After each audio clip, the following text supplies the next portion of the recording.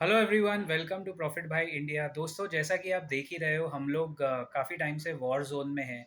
लेकिन इस बार war zone में क्वार्टरली रिजल्ट सीजन का तड़का लगने वाला है, लग चुका है। अभी good boy of the class, जो एक ज़माने में गुड बॉय होता था, टीसीएस, हमेशा उसके नंबर्स पहले आते हैं। ऐसा कोई रूल नहीं है, बट मार्केट में जब से हम लोग देख रहे हैं, टीसीएस काफ़ी साल से सबसे पहले अपने क्वार्टरली रिजल्ट लेके खड़े हो जाते हैं। So in these times, apart from the usual criteria, कैसे ट्रेड पकड़ना है, कितना पोजीशन साइजिंग रखना है, भाई कितने शेयर उठाएं। मैं कैश मार्केट ट्रेड्स की बात कर रहा हूँ। इस वीडियो में कोई बाय या सेल रिकमेंडेशन बिल्कुल नहीं है। But I think one of the most important criteria for positional trade, जो काफ़ी लोग भूल जाते हैं या शायद उनको पता होगा बट इग्नोर करते हैं, वो है पोजीशन साइजिंग। कि पहला ट्रेड कितने क्वांटिटी लें, उसके बाद उसको एवरेज कहाँ करें, मूविंग एवरेजेस देखें या नहीं। RSI, relative strength index, is such an important metric. वो आपका पूरा स्पीडोमीटर है। RSI अगर 55 या 60 के ऊपर निकलता है तो मोमेंटम आता है। अच्छा, उसके बीच में वॉर टाइम्स है, वहाँ ट्रम्प कुछ बोलता है और स्टॉक, अच्छा खासा स्टॉक जिसके रिजल्ट अच्छे भी आए होंगे बट अनसर्टेनिटी फ्यूचर में होगी, तो वो स्टॉक पटक दिया जाएगा। तो ऐसे टाइम में भाई ट्रेड लेना बहुत रुक रुक के और बहुत ही सिलेक्टिव होके लेना पड़ता है। There are so many things which we have to observe.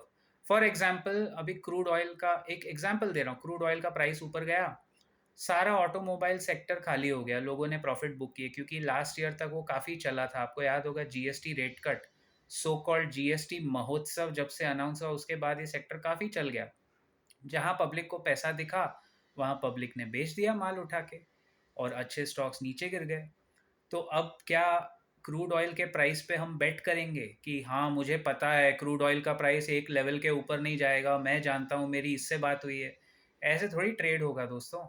Reality ये है कि क्रूड ऑयल $95 पर बैरल के आसपास चल रहा है। हिस्टोरिकल एवरेज अगर हम वॉर टाइम्स में देखें तो उसका काफ़ी हाई है। और अभी भी ये सीज फायर 24 घंटे क्या 12 घंटे भी टिकी नहीं। तो मैं उस पर तो नहीं जाऊँगा, बट आप लोग हमारा एक बार मेंबर्स सेक्शन ज़रूर चेक करें।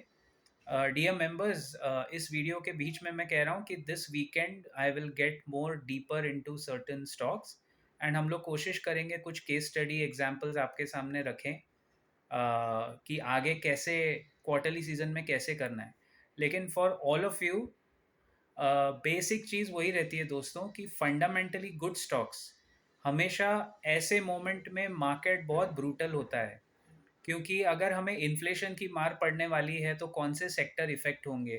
कभी कभी क्या होता है, देखो, ये सेक्टर का जो क्वार्टरली रिजल्ट है वो थोड़ा मिसलीडिंग हो सकता है, बिकॉज क्रूड ऑयल का प्राइस अभी मार्च में ही बढ़ा है, बट जैन फेब तो सब कुछ ठीक चल रहा था। 28 फेब से वॉर शुरू हुआ।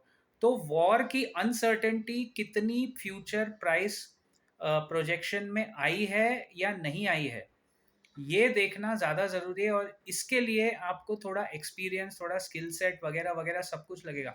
आप दुनिया भर के चैट जीपीटी और एआई टूल लगा लो, दुनिया भर जितना आपके अंदर दम है ना, सब लगा लो, सब लगा के देखो।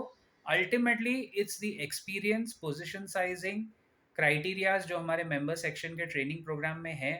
अच्छा स्टॉक होगा, वो नीचे गिर के बाउंस बैक ज़रूर करेगा, लेकिन अच्छे स्टॉक की परिभाषा भी बदल गई है।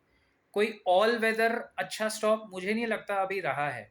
अगर HDFC बैंक में अंदर अंदर कलेश हो सकता है, फ्रॉड हो सकता है, तो फिर एक अच्छे स्टॉक की क्या परिभाषा रह गई। एशियन पेंट्स, HDFC बैंक, अब ये दो नाम ऐसे थे जो सालों साल से परफॉर्म कर रहे थे।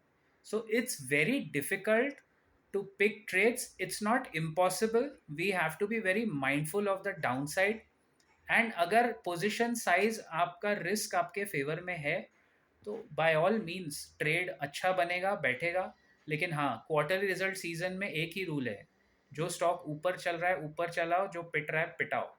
मतलब क्वार्टरली रिजल्ट आने के पहले जो मोमेंटम बनता है, वही अक्सर ज़्यादा करके वो मोमेंटम काफ़ी हद तक कैरी फॉरवर्ड रहता है।